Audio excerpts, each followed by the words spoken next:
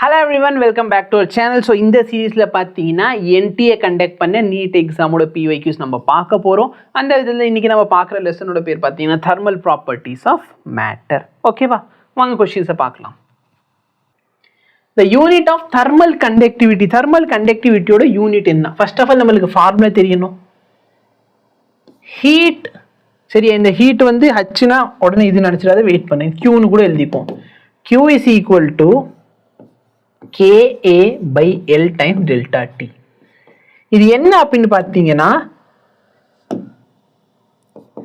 Heat upon unit time, எவ்வளோ energy ஒரு குறிப்பிட்ட டைம்ல டெசிபேட் ஆகுது. ஓகேவா? ஸோ ரேட் ஆஃப் ஹீட் அப்படின்னு கூட சொல்லிக்கலாம். ஸோ எவ்வளோ ஹீட் ஒரு குறிப்பிட்ட டைம்ல டெசிபேட் ஆகுது. அப்போ கேவோட டைமென்ஷன் கேட்குறாங்க. Heat upon time, length upon area, delta D. நல்லா பாரு, எனர்ஜி பர் டைம் என்ன ஆயிரும்? வாட். இந்த லென்த்து ஏரியாவில் பார்த்தோன்னா எல் இருக்கும், இங்கே எல் ஸ்கொயர் இருக்கும். அப்போ பேசிக்லி உல்டா, அப்போ மீட்டரா? டெம்பரேச்சர் வந்து கெல்வின்ல. எந்த ஆப்ஷன் மேட்ச் ஆகுது? இந்த ஆப்ஷன். புரியுதா? வேற என்ன பாசிபிலிட்டி வந்து இருக்கலாம்? Joule second M K. சரிங்களா? இது ஒரு பாசிபிலிட்டி. பட் ஜூல் செகண்ட் எம்கேங்கிற ஆப்ஷன் எங்கேயுமே கொடுக்கவில்லை. Next question. A copper rod of 88 centimeter and aluminium rod of unknown length have their increase in length independent of increasing temperature. The length of the aluminium rod. Question la alpha value கொடுக்கல. Question la alpha value கொடுக்கலையே. alpha value கொடுக்காம எப்படி நம்மள solve பண்ண சொல்றாங்க? கொஸ்டின்ல வந்து இங்க டைப்பிங்ல கொஞ்சம் எரர் வந்திருக்கு. ஓகேவா? ஓகே, இந்த கொஸ்டின்ல கண்டிப்பா அவங்க என்ன மென்ஷன் பண்ணிருக்கணும்? ஆல்ஃபா வேல்யூவை மென்ஷன் பண்ணியிருக்கணும்.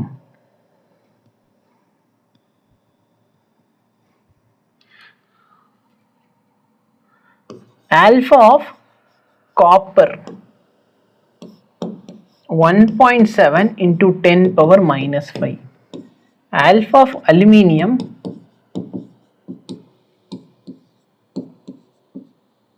ஓகேவா? இப்போ கொஸ்டினை புரிஞ்சுக்கோ. என்னோட நாலேஜ், என் நாலேஜ் என்ன சொல்லுது? Change in length depends upon what? Change in temperature. அப்ப நான் டெம்பரேச்சரை சேஞ்ச் பண்ணால் என் லென்த் என்ன ஆகும்? சேஞ்ச் ஆகும். கரெக்டா இல்லையா? லென்த்தை நான் சேஞ்ச் பண்ணா டெம்பரேச்சர் சேஞ்ச் பண்ணா லென்த் என்ன ஆகும்? சேஞ்ச் ஆகும். அப்ப லென்த் இன்க்ரீஸ் ஆகுமா? ஆகாது? ஆகும். அப்போ இன்க்ரீசிங் லென்த் வந்து பார்த்தீங்கன்னா எதை பொறுத்து இருக்கும்? டெம்பரேச்சரை பொறுத்து இருக்கும். பட் அவங்க என்ன சொல்றாங்க? Independent of. என்ன சார் இது எப்படி சார் சாத்தியம் அப்படின்னா யோசிச்சு பாரு. என்கிட்ட ரெண்டு வயர் இருக்குது, சரியா? ஒன்று காப்பர், இன்னொன்று அலுமினியம். இந்த ரெண்டுத்துக்கு ஏதோ ஒரு லென்த் இருக்குன்னு வச்சுக்கோ, சம் வேல்யூ எக்ஸ் இருக்கு. இப்போ நான் என்ன பண்றேன்னா அலுமினியமே ஹீட் பண்றேன். அலுமினியமே ஹீட் பண்ண அலுமினியமோட லென்த் என்ன ஆகும்? இன்க்ரீஸ் ஆகும். சரியா? காப்பரை ஹீட் பண்ண அதோட லென்த்தும் என்ன ஆகும்? இன்க்ரீஸ் ஆகும். அப்போ ஹீட் பண்ண இதோட லென்த் என்ன ஆயிரும்? Delta length of copper. எவ்வளோ லென்த் இன்க்ரீஸ் ஆயிருக்கும் அது. இதை ஹீட் பண்ண என்ன ஆகும்? Delta length of aluminium. நல்லா பாருங்க, திரும்பி அதே வேல்யூ போட்டு வச்சிருக்கேன். அப்படின்னா என்ன அர்த்தம்னா நான் ரெண்டுத்தையும் ஹீட் பண்றேன், ரெண்டுத்தோட லென்த் என்ன ஆகுது? இன்க்ரீஸ் ஆகுது. ஆனா அந்த டிஃபரன்ஸ் இன் லென்த் இருக்கு பாரு, லென்த் கான்ஸ்டன்ட் கிடையாது. சரியா? இன்க்ரீஸ் இன் லென்த், அந்த சேஞ்ச் இன் லென்த் இருக்கு பாரு, சேஞ்ச் இன் லென்த் எப்படி இருக்குது? கான்ஸ்டன்ட். லென்த்தே சேஞ்ச் ஆகலன்னு அர்த்தம் கிடையாது. சரியா? அந்த இன்க்ரீஸ் இன் லென்த் இருக்கு பத்தியா ரெண்டுத்துக்கும். அதாவது இனிஷியலா ரெண்டு வயர் எடுத்திருக்கீங்கயா, இந்த ரெண்டு வயர் எடுத்திருக்கீங்கன்னு சொன்னா ஒரு வயர் 100 சென்டிமீட்டர், இன்னொரு வயர் 105. அப்ப ரெண்டுத்துக்கு டிஃபரன்ஸ் எவ்வளோ? 5 சென்டிமீட்டர் டிஃபரன்ஸ் இருக்குது. நான் என்ன பண்றேன் அப்படின்னு பார்த்தேன்னா ரெண்டுத்தையும் ஹீட் பண்றேன். ஹீட் பண்றப்ப இந்த வயர் என்ன ஆயிடுச்சுன்னா 115 ஆயிடுச்சு, இந்த வயர் என்ன ஆயிடுச்சு? 110 ஆயிடுச்சு. இப்ப டிஃபரன்ஸ் எவ்வளோ? 5 சென்டிமீட்டர். அப்போ இதோட மீனிங் என்ன? இன்க்ரீஸ் இன் லென்த் வந்து டெம்பரேச்சரை பொறுத்தது இல்ல. நீ எவ்வளோ டெம்பரேச்சர் இன்க்ரீஸ் பண்றியோ இவங்க ரெண்டு பேருக்கு நடுவில் இருக்க டிஃபரன்ஸ் எவ்வளோ இருக்குது? சேமா இருக்கு. புரியுதா இல்லையா? இந்த டிஃபரன்ஸ் எவ்வளவு இருக்குது? சேமா இருக்கு. அப்போ இந்த டெல்டா எல் ஆஃப் காப்பர்னா எப்படி எழுதிக்கலாம்? இந்த டெல்டா எல் ஃபார்முலா என்ன? L alpha delta T. கரெக்டா இல்லையா? L length of copper alpha of copper. கரெக்டா? ரெண்டு இண்டிபெண்டன்ட் ஆஃப் டெம்பரேச்சர் என்ன அர்த்தம்? இந்த வேல்யூ டெம்பரேச்சர் பொறுத்தது இல்லைன்னு அர்த்தம். ஓகேவா? அப்படின்னா என்ன? இந்த டிஃபரன்ஸே இல்ல. இந்த வேல்யூக்கும் இந்த வேல்யூக்கும் என்ன இல்ல? டிஃபரன்ஸே இல்ல. ஓகேவா?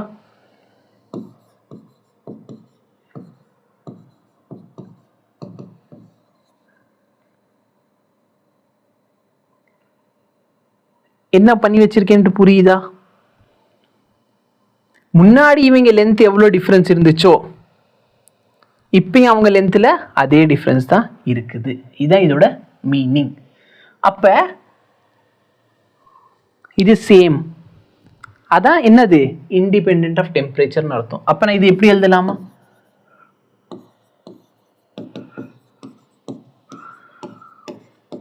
இந்த மாதிரி 2-3 क्वेश्चन வந்திருக்கு. அப்ப சேம் டைப் ஆஃப் क्वेश्चन நீ எக்ஸ்பெக்ட் பண்ணலாம். இப்போ நல்லா பாரு, லென்த் ஆஃப் காப்பர் எவ்வளோ? 88. ஆல்பா ஆஃப் காப்பர் என்ன? 1.7 into 10 power minus 5. Length of aluminium தெரியாது.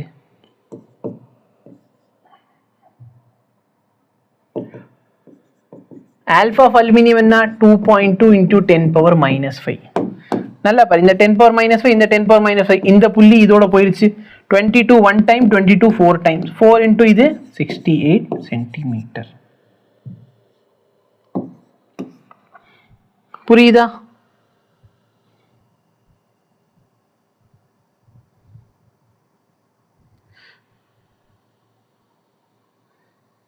ஆக்சுவலா இந்த இடத்துல நான் எழுதின ஃபார்முலா தப்பு.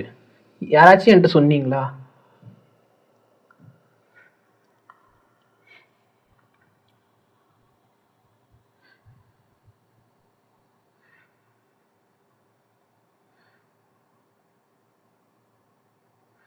சேஞ்ச் இன் லென்த்னா ரெண்டு லென்த்துக்கு நடுவில் இருக்க டிஃபரன்ஸ் தானே சேஞ்ச் இன் லென்த். இது என்னது? பேசிக்லி L1 ஃபைனல் லென்த் தான் இது. எஸ் என்னன்னு சொல்றா? அவ எதுக்காக சொல்ற? இந்த ஃபார்முலா தப்பா எழுதி இருக்கிறதுக்காக எஸ் என்னன்னு சொல்றாளா?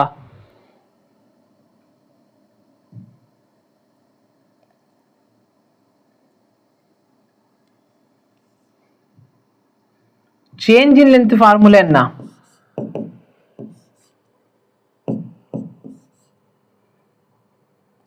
L1 minus L. அப்ப L1 minus L னு போட்டேனா L1 க்கு பதிலா இந்த value 1 minus alpha times delta T. ஓகேவா?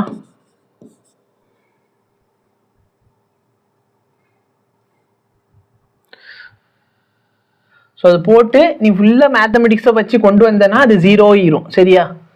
இந்த இடத்துல நான் வந்து மிஸ்டேக் பண்ணியிருக்கேன். பட் நீ பண்ணனா அது 0 ஆயிரும். ஓகேவா? ஸோ நீ வச்சுக்கிற பெரிய ஃபார்முலா என்னது? இந்த ஃபார்முலா. இப்போதைக்கு டிரைவ் பண்ணி காட்டணுமா? இந்த ஃபார்முலா நீ வச்சுக்கோ. இண்டிபெண்டன்ட் டெம்பரேச்சர் கொடுத்தா டேரெக்டாக இந்த ஃபார்முலா அப்ளை பண்ணிக்கோ. நீ இதில் கஷ்டப்படணும்னு அவசியம் இல்லை.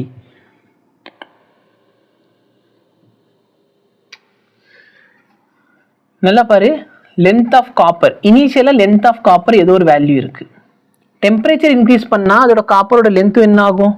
இன்க்ரீஸ் ஆகும். கரெக்டா? அப்போ அந்த டிஃபரன்ஸ் இருக்கு பார்த்தியா? எல் டேஷ் ஆஃப் காப்பர், இதுதான் டெல்டா எல். அவன் என்ன சொல்றான்? இந்த இன்க்ரீஸ் இன் லென்த் பார்த்தீங்கன்னா இண்டிபெண்டன்ட் ஆஃப் எதுக்கு இருக்கு? டெம்பரேச்சருக்கு. அப்ப delta L of copper is equal to delta L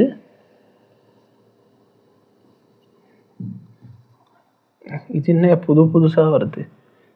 wait பண்ண, ரெண்டுத்துக்கு எழுதுவோம். டெல்டா எல் ஆஃப் காப்பர் எப்படி எழுதுவீங்க? லென்த் ஆஃப் காப்பர்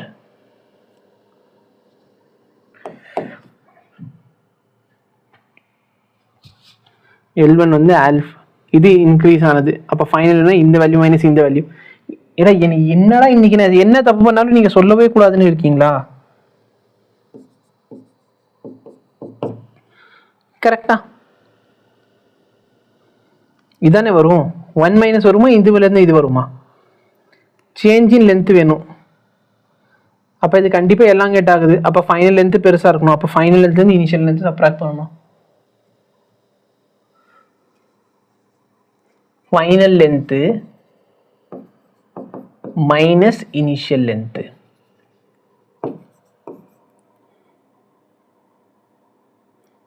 அலுமினியம் வேணும்னு சொன்னால் இனிஷியல் லென்த் ஆஃப் அலுமினியம் சொல்லிட்டு எல்லா காப்பர்னு எழுதுறேன்.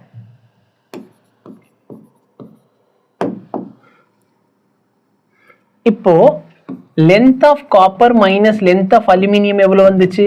ஏதோ சம் எக்ஸ் வேல்யூ. இந்த வேல்யூ எதுக்கு ஈக்குவலா இருக்க போகுது? எக்ஸுக்கு ஈக்குவலா இருக்க போகுது. இது ரெண்டுக்கு நான் சப்ராக்ட் பண்ண இந்த வேல்யூ இந்த வேல்யூ சப்ராக்ட் பண்ணுவேனா?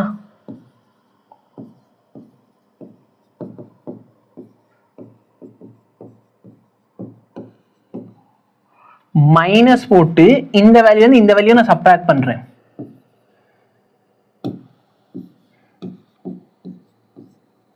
ஓகேவா?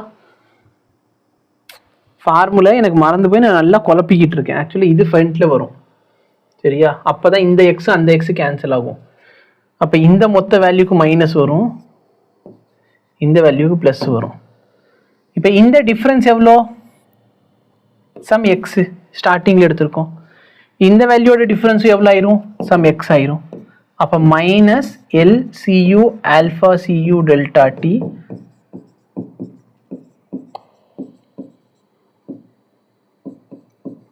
Plus X. இந்த எக்ஸ் கேன்சல் ஆகும். அப்பதான் இந்த வேல்யூ 0 ஆயிடுச்சு. இந்த வேல்யூ 0 ஆனதுக்கு அப்புறம் இது ரெண்டு சைடு ஈக்குவேட் பண்ணிட்டேன்னா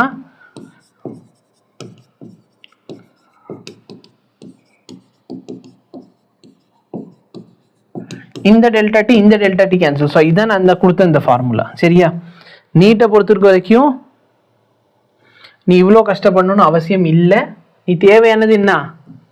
இந்த ஃபார்முலா ஞாபகம் வச்சுக்கோ, சரியா?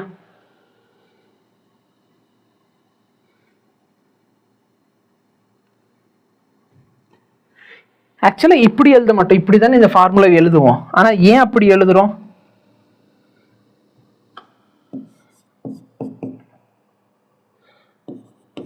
இப்படிதான் அந்த ஃபார்முலா பார்த்த மாதிரி எனக்கு ஞாபகம். ஏதோ ஒரு வயர் இருக்கு, அதோட இனிஷியல் லென்த் எல். நான் அதை ஹீட் பண்றேன். ஹீட் பண்ண அதோட லென்த் என்ன ஆகும்? இன்க்ரீஸ் ஆகும். இன்க்ரீஸ் ஆகுதுன்னா சேஞ்ச் இன் லென்த் தான் இதுக்கு ஈக்குவல். எதுக்கு ஈக்குவல்? அப்ப ஃபைனல் லென்த் ஓகே. இந்த வேல்யூ கூட இந்த வேல்யூ ஆட் பண்ணுவோம்.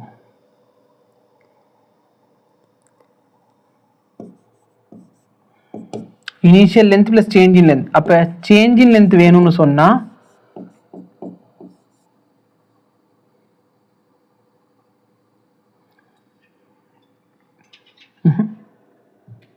இதெல்லாம் விட்டதுல எனக்கு டெரிவேஷன் ஞாபகம் டிரைவ் பண்ணி ரொம்ப நாள் ஆயிடுச்சு. ஓகேவா?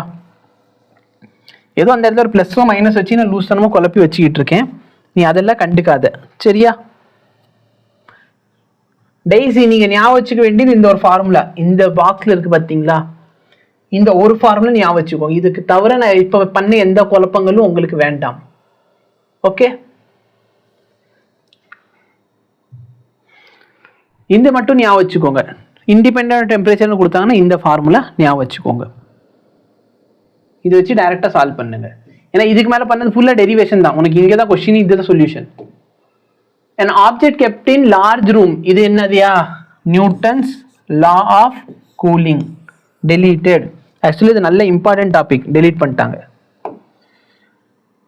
a deep rectangular pond of area A containing water.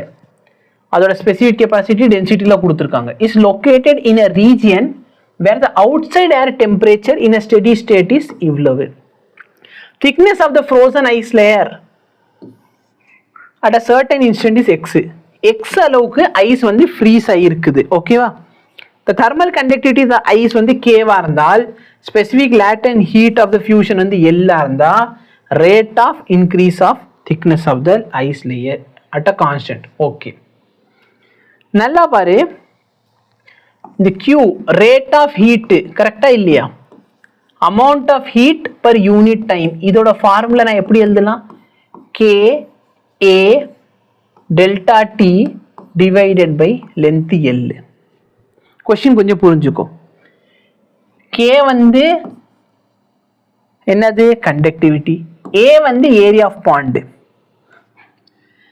Basically தண்ணி வந்து சரியா -26 டிகிரிக்கு போகுது அப்படின்னு சொன்னா பேசிக்லி அந்த இடத்துல என்ன நடக்குது? தண்ணியோட டெம்பரேச்சர் சேஞ்ச் ஆகுது. தண்ணியோட டெம்பரேச்சர் எங்கிருந்து எங்க சேஞ்ச் ஆகுது? 0லேருந்து 26க்கு சேஞ்ச் ஆகுது. கரெக்டா இல்லையா? அப்போ final minus initial. Initial minus மாற்றி போட்டுக்கோ.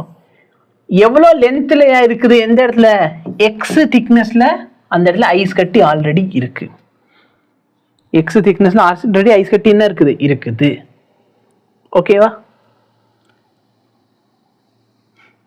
இப்ப பாரு, அவங்க என்ன சொல்றாங்கன்னா தண்ணி வந்து என்ன ரேட்ல ஐஸா மாறுது அப்படிதான் போட்டிருந்தான். The rate of increase of thickness of ice.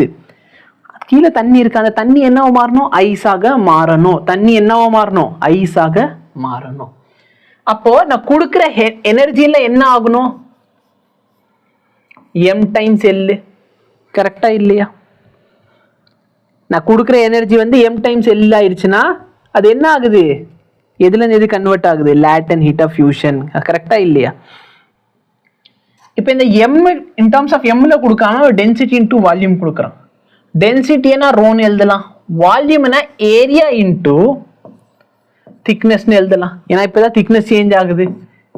அப்ப அவன் இது என்னது? எக்ஸ்ங்கிறது என்னது? எவ்வளவு திக்னஸ் ஒரு குறிப்பிட்ட டைம்ல. அப்ப ரேட் ஆஃப், புரியுதா? Rate of increase in thickness of the ice. எக்ஸ்ங்கிறது என்னது? Thickness of ice. அப்ப எவ்வளவு ரேட்ல அது இன்க்ரீஸ் ஆகுது? இதான் அவங்க கேட்கறாங்க. 26 KA by x. இந்த இடத்த நல்லா பாரு, இந்த A இந்த A கேன்சல். அப்ப dx by dt என்ன ஆக போகுது? 26k by rho Lx. Rolex. கரெக்டா? 26k by rho Lx. Rolex.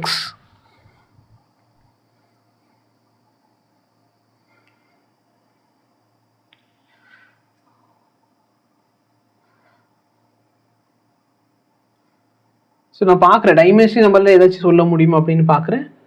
Idea எதுவுமே கிளிக் ஆக மாட்டேங்குது. ஏன்னா எல்லாமே டைமென்ஷனலி கரெக்டாக இருக்க மாதிரி தான் ஃபீல் ஆகுது.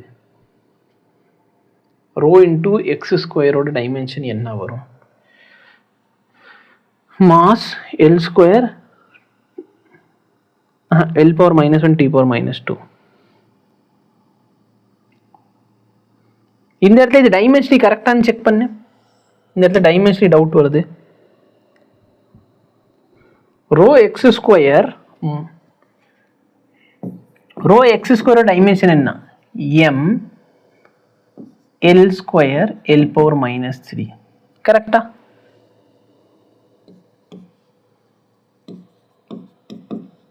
ஒன்றும் இல்லை. ரோனா என்ன? மாஸ் பர், ரோனா போது மாஸ் பர் வால்யூம் தானே கொடுத்துருக்க கொஸ்டின்ல. ரோ வேற டென்சிட்டி தான் கொடுத்துருக்கான். டென்சிட்டி என்ன? m L power -3.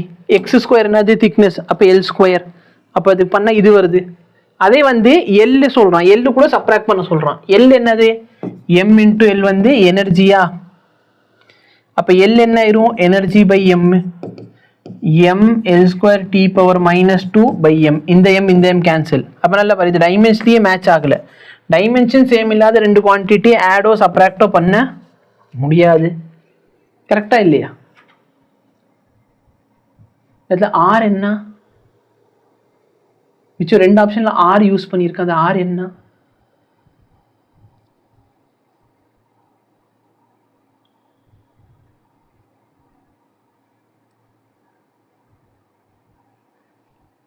இந்த ரெண்டு ஃபார்முலா Rன்னு ஒன்று கொடுத்துருக்க. இந்த R என்னது?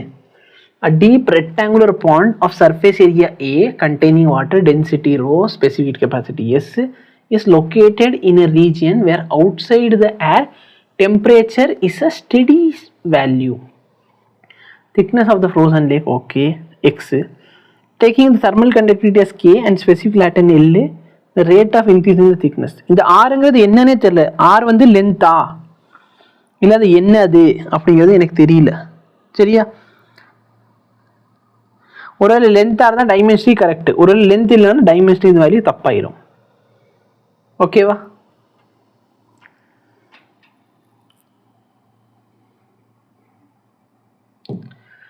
The quantity of heat required to raise the temperature of two solid sphere. நல்லா பண்ண எவ்வளோ ஹீட் கொடுத்தா டெம்பரேச்சர் இன்க்ரீஸ் ஆகும்? இந்த ஃபார்முலா ms டெல்டா டியா. இப்போ அவங்க என்ன சொல்றாங்க, ரெண்டு சாலிட் ஸ்பியர் ரெண்டுதோட டெம்பரேச்சர் எப்படி மாற்றணுமா? 1 கெல்வின். ஓகேவா?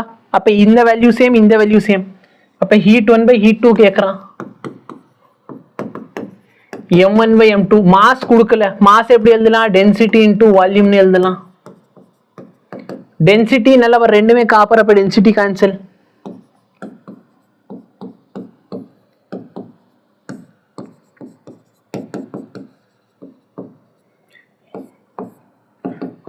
R1 by R2 the whole cube. R1 க்கு பதிலா என்ன போட்டுக்கலாம்? 1.5 times R2. அப்போ 1.5 times R2 கீழே R2 அது கேன்சல் ஆயிரும். நல்லா பாரு, இதை எப்படி எழுதலாம்? 3 by 2 the whole cube, 27 by 8.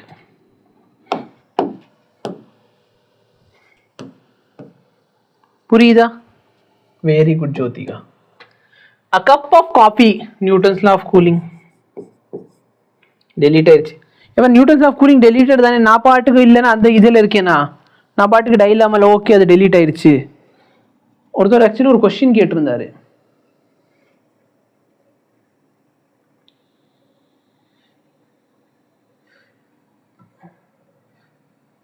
So APD தான் இந்த கொஸ்டின் கேட்டிருந்தேன். எலக்ட்ரோஸ்டாட்டிக் ரொம்ப கன்ஃபியூசிங்காக இருக்கும். ஒன்றும் பண்ணாதீங்க, ஃபார்முலா மட்டும் நல்லா தெரிஞ்சு வச்சுக்கோங்க. எய்ம் டாக்டர் கேட்குறாரு, sir I am scoring 490, can I score 600 in it? கண்டிப்பாக பண்ணலாம்யா. 490 600 போகலாம். நீங்கள் வந்து ப்ராப்பராக டெஸ்ட்டை அனலைஸ் பண்ணாலே போதும். ஓகேவா? அனலைஸ் பண்ணிட்டு நீங்கள் பண்ணுற மிஸ்டேக்கை ரெக்கக்னைஸ் பண்ணாலே போதும். Okay, deleted. அப்போ விட்டுருவோம். நல்லா பாரு, இது இம்பார்ட்டன்ட். அதனால தான் ஒரு 2 வருஷத்துக்கு ஒரு தடவை இந்த கொஸ்டின் வந்துக்கிட்டே தான் இருந்துச்சு. 2 ராட், 2 ராட் இருக்கு. One is made up of copper and another is made up of steel of same length same, area of cross section same, are joined together. அப்ப thermal conductivity with the copper and steel, copper ஓடது இவ்ளோ, steel ஓடது இவ்ளோ. free end, copper வந்து 100ல வச்சிருக்க, steel வந்து 0ல வச்சிருக்கீங்க. அப்ப temperature of the junction எவ்வளோன்னு கேக்குறாங்க. நல்லா பாரு, தீட்டாவோட ஃபார்முலா என்ன? K1 A1 by L1 theta 1 plus K2 A2 theta 2 by L2 whole divide by dimensionally. எனக்கு theta வேணும், இங்க KA எல்லாம் எக்ஸ்ட்ராவா இருக்கு. அப்ப K1 A1 by L1 plus K2 A2 by L2. இப்ப என்ன அது? எல்லாத்தோட ஏரியா சேம். அப்ப ஏரியா எல்லாத்துலயும் காமன் எடுத்துனா மேலே ஏரியா காமன், கீழே ஏரியா காமன், கேன்சல். லென்த் எல்லாத்துக்கும் சேம். அப்ப லென்த் எல்லாமே காமன் எடுத்து cancel பண்ணிக்கிட்டேன்னா K1 theta 1 plus K2 theta 2 by K1 plus K2. K1 எவ்வளோ? 385. T1 என்ன? 100. அப்ப 385 into 100 plus K2 என்ன? 50 into 0 whole divide by 385 plus 50. மேல என்ன வருது? 385 into 100, கீழே வந்து 435. கரெக்டா? 5 டேபிள்ல மட்டும் கேன்சல் பண்ணிக்கோ. 7 12 3 11 16. ஸோ 3 டேபிளில் போகாது. அப்போ 5 டேபிள் மட்டும்தான். எவ்வளோ டைம்ஸ் போகும் இந்த வேல்யூ? 87 டைம்ஸ் போகும். மேலே இருக்க வேல்யூ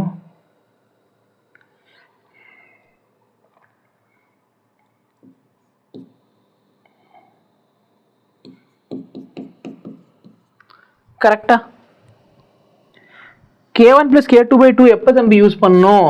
டெம்பரேச்சர் வந்து சரி இந்த இடத்துல k1 + k2/2 எப்போ யூஸ் பண்ணணும்?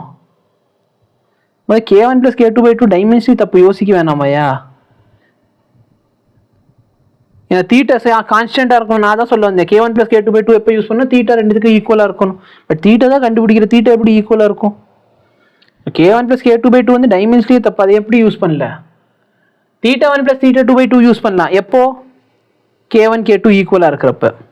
சரியா? இங்க தீட்டா சேமே இல்லை, தீட்டா சேமா இருந்தால் ஆன்சர் அதே வந்திருக்கும். இப்போ இதை கொஞ்சம் சால்வ் பண்ணு. எனக்கு தெரிஞ்ச இந்த வேல்யூ ரொம்ப டிஃபரன்ஸ் இல்லை, ஒரு 80 to 90 ஆன்சர் வரணும். 80 to 90 யார் இருக்கா? இவன் தான். இதான் ஆன்சராக இருக்கும்.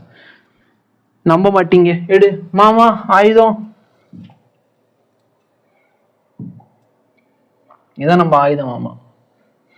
77 divided by 87 ஆன்சர் வந்துடும். இந்த பாரு, இது வந்து நீ பாட்டுக்கு 100ஆல் மல்டிப்ளை பண்ணிட்டேன்னா 88.5 வரும். வந்துருச்சா? ஸோ கொஷினை பாரு. a metallic bar of Young's modulus ஓட வேல்யூ கொடுத்துட்டாங்க 0.5 × 10^11 இல்லைன்னா ஹாஃப்னு கூட போட்டுக்கோங்க. Coefficient of linear thermal expansion. Okay sir, இவங்க என்ன பண்றாங்க? தெர்மல் ப்ராப்பர்ட்டி ஆஃப் மேட்டரையும் யங்ஸ் மாடுலஸ் கான்செப்டையும் மிக்ஸ் பண்றாங்க. நான் லெக்சர் நடத்துறப்ப தெளிவாக சொல்லியிருப்பேன், இந்த மாதிரி கொஸ்டின்ஸ் கேட்கலாம். அண்ட் எஸ், இதுக்கு முன்னாடி இந்த மாதிரி கொஸ்டின்ஸ் வந்திருக்குது. ஓகேவா? அப்போ என்ன பண்ணணும்னா, யங்ஸ் மாடுலஸோட ஃபார்முலா என்ன? Force upon area. ஸோ அதான் ஸ்ட்ரெஸ்ன்னு சொல்லுவோம். ΔL/L. இவங்க ரொம்ப சாமர்த்தியமாக என்ன பண்ணியிருக்காங்கன்னா, இன்னொரு கான்செப்ட் மிக்ஸ் பண்ணியிருக்காங்க. சாமர்த்தியம்லாம் ஒன்று கிடையாது, இதுக்கு முன்னாடியே பண்ண ஒரு விஷயம் தான் இது. சரிங்களா? நோட்ஸில் அவைலபிளாக தான் இருக்கும்.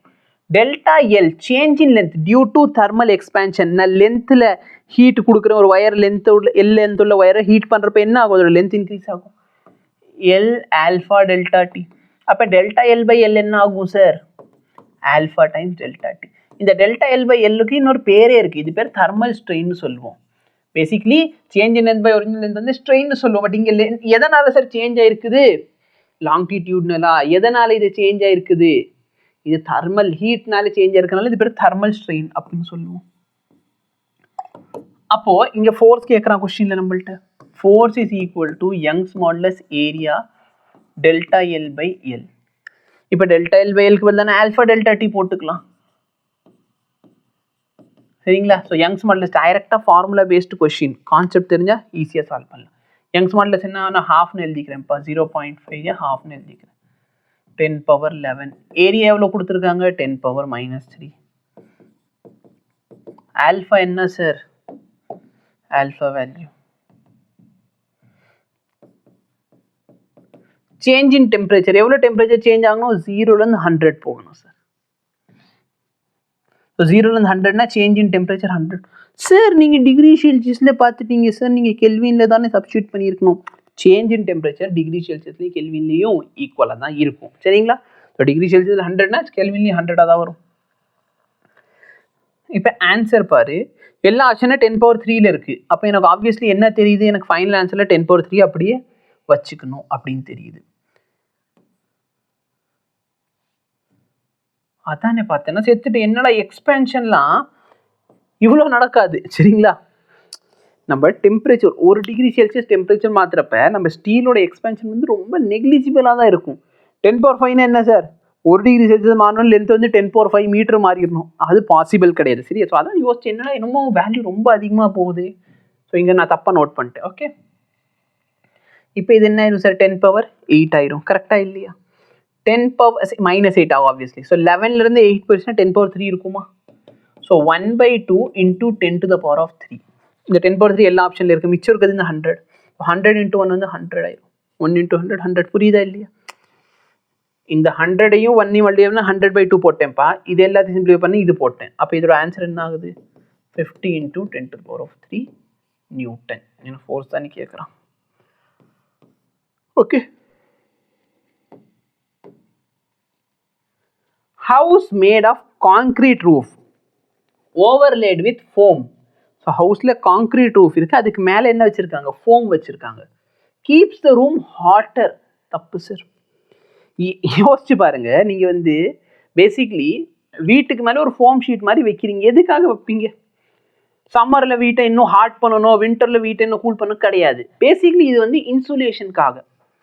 சொல்கிறது புரியுதா இல்லையா? இது எதுக்காக? இன்சுலேஷனுக்காக. சொல்கிறது புரியுதா? அதாவது நம்ம இதான் சார் வீட்டுக்குள்ளே வந்து சம்மரில் கூலிங் இருக்குதுன்னு வச்சுக்கலாம். வெளியில் ஹாட். ஏன்? ஏன்னா வெளியே சூரியனோட வெளிச்சம் டைரெக்டாக வந்து தாக்குது. அப்போ வெளியே ஹாட்டாக இருக்குது.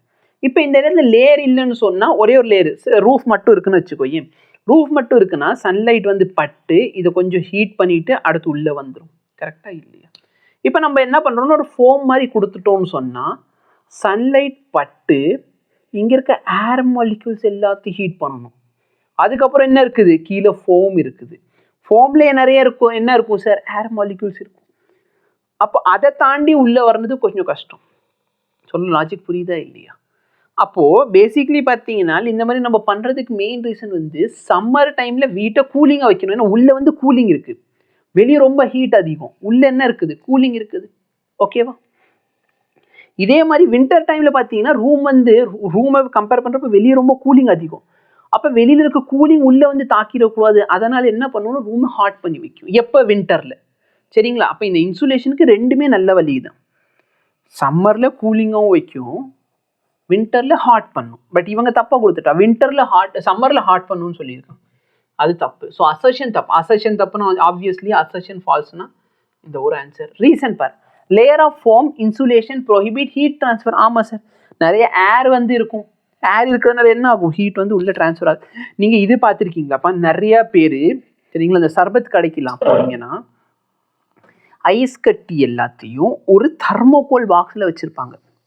ஏன் சார் அவங்க தர்மோகோல் பாக்ஸை ப்ரிஃபர் பண்ணுறாங்க? ஏன்னா தர்மோகோலுக்குள்ளே பார்த்தீங்கன்னா ஏர் மாலிக்யூல்ஸ் நிறைய இருக்குது. இப்போ நம்ம வெறும் ஒரு ஸ்டீல் வச்சுருக்கோன்னு சொன்னால் வெளியிலேருந்து வர ஹீட் வந்து இந்த ஸ்டீலை ஹீட் பண்ணும். இந்த ஸ்டீல் வந்து உள்ளே இருக்க தண்ணியோ ஐஸையோ என்ன பண்ணிடும்? ஈஸியாக கூல் டவுன் பண்ணும். வேற நான் தர்மோகோல் வச்சுருக்கேன்னா தர்மோகோலில் நல்ல லேயர் இருக்குது. அப்போ இந்த லேயரில் ஹீட் பட்டாலும் நடுவில் இருக்கிற அந்த கண்டக்ஷன் ப்ராசஸ் ரொம்ப ஸ்லோவாக இருக்கும். ஏன்? நடுவில் வந்து என்ன இருக்குது? ஏர் இருக்குது. அப்போ ஏரில் வந்து கண்டக்ஷன் இருக்குமா? ஏரில் கன்வெக்ஷன் தான் இருக்கும். கரெக்டாக இல்லையா? அப்போது ஈஸியாக என்ன ஆகாது சார்? ஐஸ் வந்து மெல்ட் ஆகும். ஸோ பேசிக்கலி இன்சுலேஷன் மாதிரி பண்ணும். நம்மளோட ஏதாச்சும் ஒரு இது எடுத்துக்கோங்க. என்னது? இந்த இன்சுலேஷன் பாட்டில், அதாவது என்ன சொல்கிறதுன்னா இந்த அது பேரே மறந்து போச்சு. ஷோ மில்டனில் ஒன்று இருக்கும் பார்த்தியா, தர்மஸ் ஃப்ளாஸ்க்கு சரிங்களா? அந்த ஃப்ளாஸ்க்கை பொறுத்தவரை பார்த்தீங்கன்னா ஸ்டீலாக தானே சரி இருக்குது. அப்படின்னு பார்த்தீங்கன்னா ஃப்ளாஸ்கோட ரேட் ஏன் சார் அவ்வளோ அதிகம்?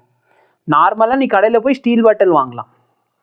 ஸ்டீல் பாட்டிலுக்கும் இந்த ஃப்ளாஸ்க்கும் என்ன டிஃப்ரென்ஸ்? ஏன் ஃப்ளாஸ்க் வந்து ஒரு 700 800 வருது, ஆனால் ஸ்டீல் பாட்டில் 200 300 வருதுன்னா ஃப்ளாஸ்கில் 2 ஸ்டீல் யூஸ் பண்ணியிருப்பான். நடுவில் பார்த்தீங்கன்னா ஏர் விட்டுருப்பான், இல்லைனா இந்த மாதிரி தர்மஸ் யூஸ் பண்ணுவான். தர்மோகோல் யூஸ் பண்ணியிருப்பான். ஸோ பேசிக்லி பார்த்தீங்கன்னா 2 ஸ்டீலுக்கு நல்ல கொஞ்சம் கேப் இருக்கும். சரிங்களா? பாட்டில் வந்து நீங்கள் கட் பண்ணி பார்த்தா உங்களுக்கு தெரியும். நடுவில் என்ன இருக்கும்? ஒரு நான் கண்டக்டிங் மெட்டீரியல் இருக்கும். என்னன்னா இங்கே வந்து வெளியிலேரில் ஹீட் வந்தாலும் அந்த ஹீட் வந்து உள்ளே போயிடக்கூடாது. ஸோ அதே தான் இங்கேயும் நடக்குது. புரிஞ்சா? ஸோ அசர்ஷன் தப்பு, ரீசன் வந்து அசர்ஷன் வந்து ஃபால்ஸ், ரீசன் வந்து ட்ரூ. ஓகே, ஸோ 2 கொஸ்டின் தான் கேட்டிருக்காங்க. அதுவும் பார்த்தீங்கன்னா ஒன்று இந்த லெசனுக்கு அவ்வளோ ஹை வெயிட்டேஜ் இல்லை. இதிலே பார்த்தோன்னா இந்த நியூட்டன்ஸ் லா ஆஃப் கூலிங்லாம் டெலீட் ஆயிடுச்சு. புரியுதா இல்லையா? நீங்கள் தெர்மல் எக்ஸ்பேன்ஷனில் மொத்தத்துக்கே 3 ஃபார்முலா தான் இருக்குது. அந்த 3 ஃபார்முலா பார்த்து வச்சுக்கிட்டாலே போதுமானது. என்னென்ன ஃபார்முலா? ஃபைனல் லென்த்து பார்த்தீங்கன்னா initial length into 1 + alpha times delta T. Area, final area பார்த்தீங்கன்னா initial area times 1 + beta times delta T. Final volume பார்த்தீங்கன்னா initial volume time 1 + gamma delta T. புரியுதா இல்லையா? ஓகேவா? சேஞ்ச் இன் லென்த் மட்டும் கேட்குறாங்கன்னு சொன்னால் alpha times delta D. இதே மாதிரி change in area மட்டும் கேட்குறாங்கன்னா, அதாவது எவ்வளோ ஏரியா இன்க்ரீஸ் ஆயிருக்குன்னா beta times delta T. Delta V volume expansion கேட்டாங்கன்னா காமா டைம்ஸ் டெல்டா டி. ஓகேவா? இவ்வளோ தான் சார். அப்புறம் ஸ்பெசிஃபிக் கெப்பாசிட்டிக்கு லேட்டன் ஹீட்க்கு என்ன சார் ரிலேஷன்ஷிப் இருக்குன்னா, ஸ்பெசிஃபிக் கெப்பாசிட்டி ஹீட் கெப்பாசிட்டி வந்து எம்எஸ் டெல்டா டி. சரிங்களா? லேட்டன் ஹீட் ஆஃப் ஃபியூஷனில் பார்த்தீங்கன்னா எம் டைம்ஸ் எல். இந்த எஸ் வந்து ஸ்பெசிஃபிக் கெப்பாசிட்டி, டெல்டா வந்து சேஞ்ச் இன் டெம்பரேச்சர், எல் வந்து லேட்டன் ஹீட் ஆஃப் ஃபியூஷனோ வேப்பரைசேஷனோ ஏதாச்சும் இருக்கலாம். ஓகேவா? இதோட வேல்யூஸ் தெரிஞ்சு வச்சுக்கோங்க. வாட்டரோட சரிங்களா, வாட்டர் வந்து 3 ஃபார்மில் எக்ஸிஸ்ட் ஆகும். ஸோ 3 ஃபார்மோட ஸ்பெசிஃபிக் கெப்பாசிட்டி என்ன? சாலிடாக இருக்கிறப்ப, அதாவது ஐஸாக இருக்கிறப்ப latent heat of latent heat இல்லை, ஐஸாக இருக்கிறப்ப ஸ்பெசிஃபிக் கெப்பாசிட்டி என்ன? வாட்டராக மாறினதுக்கப்புறம் ஸ்பெசிஃபிக் கெப்பாசிட்டி என்ன? அதுக்கப்புறமேல் வேப்பராக மாறினதுக்கப்புறம் ஸ்பெசிஃபிக் கெப்பாசிட்டி என்ன? அதே மாதிரி லேட்டன் ஹீட் பார்த்தீங்கன்னா 2 ஃபேஸ் ட்ரான்சிஷனில் நடக்கும். சாலிட், அதாவது ஐஸ் வாட்டராக மாறுறப்போ வரும், அடுத்து வாட்டர் வேப்பராக மாறுறப்போ வரும். சரிங்களா? ஸோ வேல்யூஸ்லாம் ஞாபகம் வச்சுக்கோ. 540, 80, 1, அரை, இந்த மாதிரி வேல்யூஸ் இருக்கும். இது ஒரு தடவை பார்த்து வச்சுக்கோங்க. ஓகேவா? Thermal conductivity. So again heat பார்த்தீங்கன்னா KA delta D upon L. சரிங்களா? ஸோ இதான் இந்த கே கண்டக்டிவிட்டி. இந்த கண்டக்டிவிட்டியோட வேல்யூ சீரீஸில் எப்படி இருக்கும், பேரலல் எப்படி இருக்கும், இதை பேஸ் பண்ணி கொஷின்ஸ் எல்லாமே ஒரு தடவை பார்த்து வச்சுக்கோங்க. சரிங்களா? நியூட்டன்ஸ் ஆஃப் கூலிங் டெலிட் ஆயிடுச்சு, அதனால் அது வரி பண்ண வேண்டாம். அப்போ அது ரிமூவ் பண்ணிட்டோன்னா 1, 2, 3, 4, 5, 6, 7 கொஸ்டின் தான் கேட்டிருக்காங்க 12 கொஸ்டின் பேப்பரில். அப்படிங்கிறப்ப வருஷத்துக்கு ஒரு கொஸ்டின் இல்லை கொஸ்டின் இல்லாமல் கூட நீங்கள் எதிர்பார்க்கலாம். லாஸ்ட் இயர் 2 கொஸ்டின், மொத்தம் 3 எக்ஸாமில் இருந்துச்சு, அதில் 2 கொஸ்டின் தான் கேட்டிருக்காங்க 3 எக்ஸாமில். ஸோ ஒரு கொஸ்டின் எதுன்னு பார்த்துருவோம், இப்போயே பார்த்துருவோம். ரீ எக்ஸாமில் 1 கேட்டிருக்காங்க, அப்புறம் மெயின் எக்ஸாமில் 1 கேட்டிருக்காங்க. சரிங்களா? ஸோ ரீ எக்ஸாமும் ஆக்சுவலாக இந்த இடத்துல சாரி ரொம்ப பெரிய தப்பு பண்ணிட்டு, டைமென்ஷனலி தப்பு பண்ணிட்டு. Delta L is equal to L, இங்கே ஏ, இங்கே வி. சரிங்களா? ஸோ 3 எக்ஸாமில் 2 தடவை தான் கேட்டிருக்கான். ஸோ கொஸ்டின் கேட்கறதுக்கு வாய்ப்பு இருக்குது, கேட்காமலும் போகலாம். ஃபார்முலா தெரிஞ்சு வச்சுக்கோ, லக்கில் சிக்கிச்சுன்னா பார்த்துக்கோங்க. ஓகேவா? ஸோ வேறு ஏதாச்சும் உங்களுக்கு டவுட் இருக்குது, இல்லைன்னா ஏதாவது சொல்லணும்னு நினச்சிங்கன்னா தாராளமாக சொல்லுங்கள். கமெண்ட் செக்ஷன் உங்களுக்காக ஓப்பனாக தான் இருக்குது. Thank you so much. Have a nice day.